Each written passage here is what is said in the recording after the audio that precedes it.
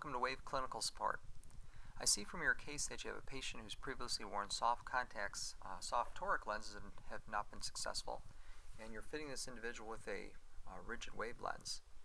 And from your request, it looks like you're having some difficulty with bubbles trapping and some bearing on those corneas. Well, let's take a look at your designs. If we look first here at your right eye, I see you do have quite a bit of central cylinder and quite a bit on that. It's all central corneal cylinder. Actually, it's very similar on both of these cases. And so if we look at your design, I notice you chose to go with the free form, and you chose to kind of vault that central cornea. And I believe from your request that was because you were concerned about the lens centering due to their problems with their soft toric lenses in the past. If we look at the design, I think I might be inclined to recommend, if you haven't tried it yet, to really just try to get that lens to match that corneal surface more closely. If you remember these wave lenses, if you give them a nice toric back surface, one of the advantages of wave, it'll really try to match this topography very nicely. And if you can get that lens to sit over every little meridian here, I think you'll find that lens will center on there very nicely, probably improve the centration, probably improve the comfort, and also reduce the amount of bearing on that cornea. And to do that, as you know, if you look right here, going back here for a moment, this is the center part of your cornea. As you recall, you got a little lift right here that you're probably getting some bubbles trapping under here when you're first putting the lens on.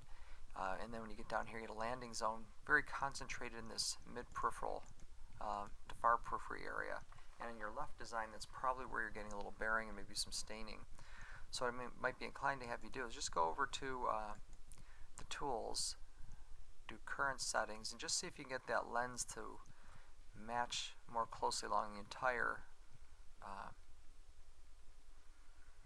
radial of that cornea. We'll let the wave do a little work here for a moment.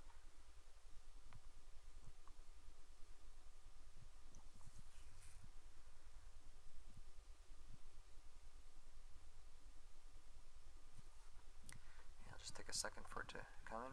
Since that, on a side note, since most of that cylinder is the central area, and you do have a little bit of irregular out here in the corners, see why you chose freeform.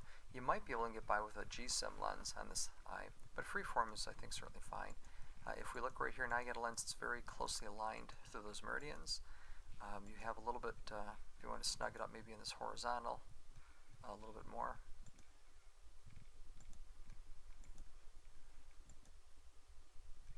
That'll get a nice area bearing through there. And then if you want to maybe lift it up here in this vertical meridian, make sure you get a little bit of a tear pump. You got a very nicely aligned lens on the eye. I would expect this lens to sit quite nicely on the eye. Now the other alternative, and I would probably use that same basic design for the left eye. I think you'll find that that helps out with the performance of the lens. The other alternative is to maybe just, if you're very concerned about that lens and the interaction of the central cornea, you could do more of a semi-scleral lens, and a lot of us wave fitters have found that to be a very successful alternative to a toric lens.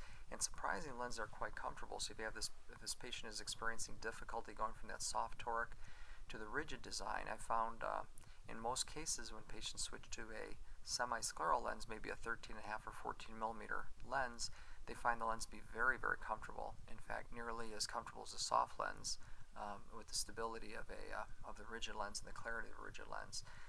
And so what I did over here on this left, I just kind of mocked one up.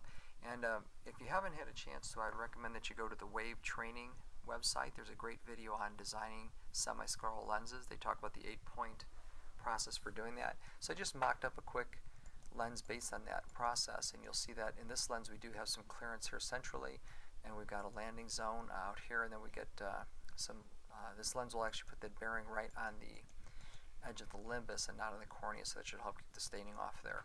So either lens design would be successful. I personally would probably start with more of a true alignment lens.